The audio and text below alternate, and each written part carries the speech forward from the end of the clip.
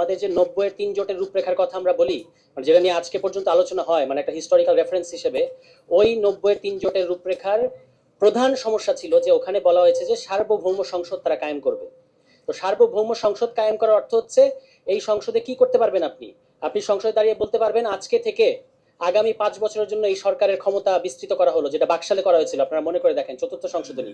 পার্লামেন্টে দাঁড়িয়ে 2/3 জোরে বলছে যে আজকে থেকে এই সংসদ আরো 5 বছর বাড়িয়ে দেওয়া হলো এবং আপনাদেরকে ধরে নিতে হবে এটা নির্বাচিত সংসদ।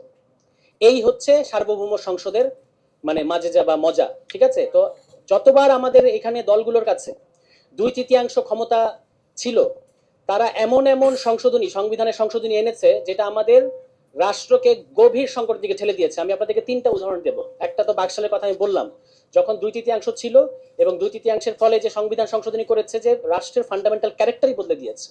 এরপরে 2001 সালে যখন বিএনপি সরকার ক্ষমতায় আসে, তারা চতুর্দশ সংশোধনী করে, আপনারা জানেন 2004 বা 5-এর দিকে।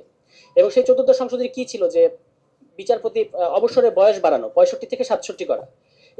এবং এটার উদ্দেশ্য ছিল নিজেদের পছন্দের একজন ব্যক্তিকে তত্ত্বাবধায়ক সরকারের প্রধান বানানো। এটার ফলে লগি বৈঠার তাণ্ডব দেখলাম আমরা ঢাকা শহরে, আওয়ামী লীগ, এবং এটাকে তো আওয়ামী লীগ গণতন্ত্রের পুনরুদ্ধার হিসেবে হাজির করতে পেরেছে। এটা হচ্ছে আওয়ামী লীগের শক্তি, যে এই তাণ্ডবকে আওয়ামী লীগ বলতে পেরেছে যে এটা হচ্ছে লগি বৈঠার, এটা হচ্ছে আমাদের গণতন্ত্র পুনরুদ্ধার। কিন্তু বিএনপি যখন 2014 সালে গণতন্ত্রের সংগ্রাম করলো ভোটের জন্য, সেটা কিন্তু জ্বালাও পোড়াও।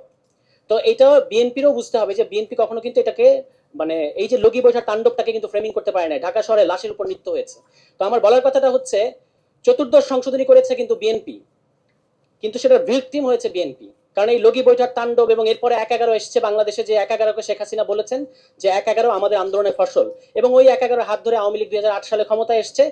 ক্ষমতায় এসে কোনো ধরনের কারোর সাথে আলোচনা না করে শেখ হাসিনার প্রায় একক ইচ্ছায় আবারও 2/3 ক্ষমতার জোরে তারা ওই যে তত্ত্বাবধায়ক সরকার ব্যবস্থা বাতিল করে দিয়েছে।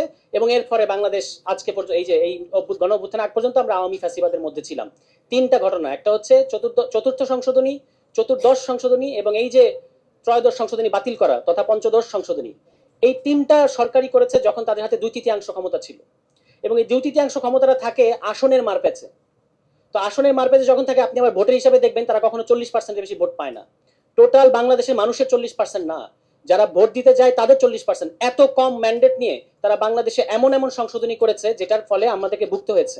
তো এখান থেকেই আমি একটু বিএনপি সহ যারা আমাদের বড় রাজনৈতিক দল, দায়িত্বশীল রাজনৈতিক দল, তাদের প্রতি আমি অনুরোধ করবো যে আপনারা নিজেদেরকে বিরোধী দলের জায়গায় ভাবেন, যে আপনাকে একসময় বিরোধী দলে যেতে হবে, সেখান থেকে আপনি সংস্কারটা ভাবেন। তাহলে আপনি বুঝতে পারবেন যে সংস্কারের মূল কথাগুলো কি আসছে।